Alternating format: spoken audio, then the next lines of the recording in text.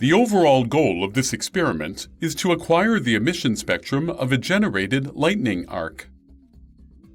This method can help understand underlying lightning mechanisms, its interaction with the air and its interaction with other elements within the surrounding environment. The main advantage of this technique is that it is non-intrusive and does not interfere with the lightning arc.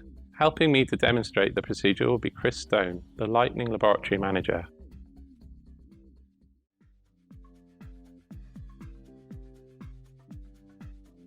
This experiment uses the lightning generator in the Morgan-Botti Lightning Lab of Cardiff University.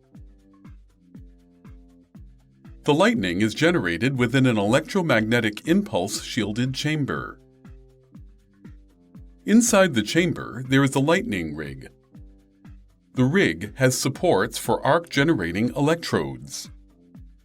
2 meters from the rig is a tripod supporting a small fiber optic.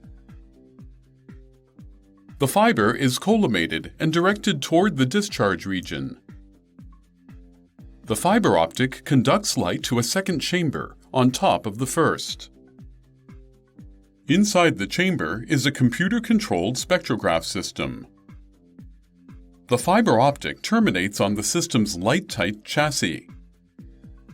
The 2 chambers, the apparatus associated with each of them, and the connecting fiber are depicted in this schematic. The spectrograph system is based on a Cherney-Turner configuration with a focal length of 30 centimeters.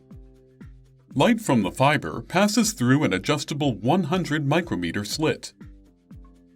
3 mirrors and a rotatable grating reflect light into a digital camera.